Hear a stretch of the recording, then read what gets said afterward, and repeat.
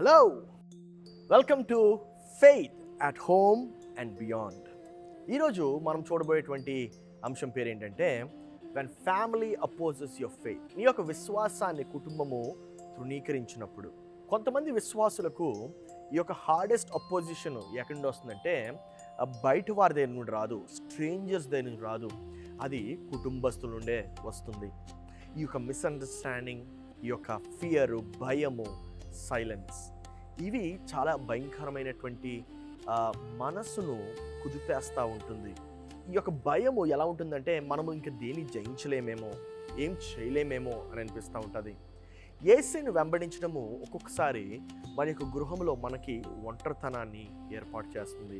You can feel lonely at home. మరి దీన్ని మనం ఎలా ఎదుర్కోగలము అంటే బైబిల్ సత్యంతో ఎదుర్కొందాం. మత్తయి సువార్త 10వ అధ్యాయము 37వ వచనం.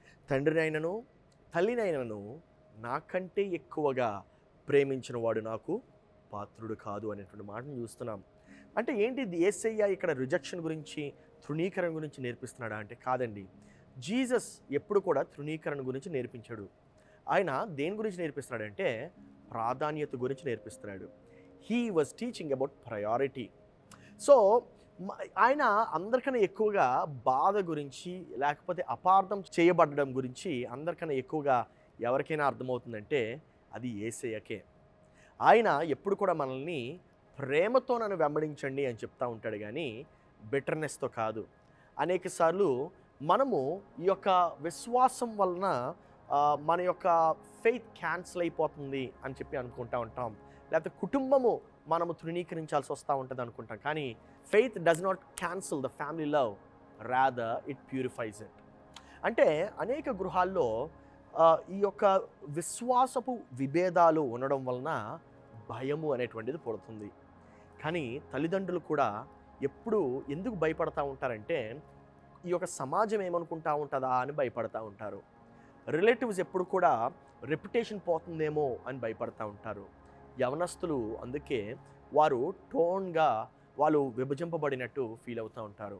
కానీ దేవుడు ఏం చెప్తున్నాడంటే మనము తల్లిదండ్రులను సన్మానించాలి, మనము ప్రశాంతంగా జీవించాలి, మనం ఎప్పుడు కూడా విశ్వసనీయంగా మనము ఉండాలి. నీ యొక్క ఆ యొక్క క్వయట్ కన్సిస్టెన్సీ ఈ యొక్క లౌడ్ ఆర్గ్యుమెంట్స్ కన్నా చాలా బలంగా ఉంటుంది. నీ యొక్క నెమ్మదైనటువంటి ప్రార్థన, దేవుడు ఆ యొక్క నెమ్మదైనటువంటి ప్రార్థన ద్వారా చాలా గంభీరంగా లోతుగా పనిచేస్తూ ఉంటాడు. అందుకే మనము ఎప్పుడు కూడా పేషెన్స్ కలిగి విశ్వసనీయంగా మనల్ని మనము ఏర్పరచుకోవాలి. Where do you need patience? ఈరోజు నీ యొక్క జీవితంలో నీ యొక్క ఫ్రస్ట్రేషన్ బదులు ప్రేమ, ఆ యొక్క నెమ్మది నీకు ఎక్కడ కావాలి? ఈరోజు మనం దేవుని అడుగుదామా? యేసయ్యా, నీవు నీ యొక్క కృపను నాకు దయచేయమయ్యా. నేను ఎక్కడైతే అపార్థం చేయబడుతున్నానో, ఎక్కడైతే ఆ యొక్క మనస్పర్ధలు ఉన్నాయో దేవా, అక్కడ నీ యొక్క ప్రేమను నాకు దయచేయమయ్యా. దేవా, కాంప్రమైజ్ కాకుండా నెమ్మదిని మా యొక్క విభజింపబడినటువంటి కుటుంబంలో నీ యొక్క శాంతిని, సమాధానాన్ని తీసుకురమ్మని మనం ఈరోజు అడుగుదాము.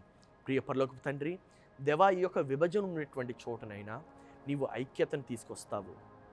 దేవా, నెమ్మదలేని చోట నీ యొక్క శాంతి, సమాధానాన్ని తీసుకొస్తావు. యేసురాజా, ఈ రోజునైనా ఈ యొక్క ఎపిసోడ్ ద్వారా, ఈ యొక్క పాడ్కాస్ట్ ద్వారా నీవు మాతో మాట్లాడుతున్నందుకు వందనాలు చెల్లిస్తున్నాము. దేవా, మా యొక్క మనసుల్లో నెమ్మదిని, శాంతిని దయచేయము. నీ అడుగుల్లో నీ మమ్మల్ని నడిపింపచేయము. యేసు పరిశుద్ధ నామములో అడిగి ప్రార్థిస్తున్నాము తండ్రి, ఆమేన్. God bless you. ఒకవేళ దేవుడు ఈ యొక్క పాడ్కాస్ట్ ద్వారా మీతో మాట్లాడినట్లయితే మీరు ఇతరులతో ఈ యొక్క పాడ్కాస్ట్ని పంచండి, లైక్ కొట్టండి, షేర్ చేయండి. Thank you. God bless you.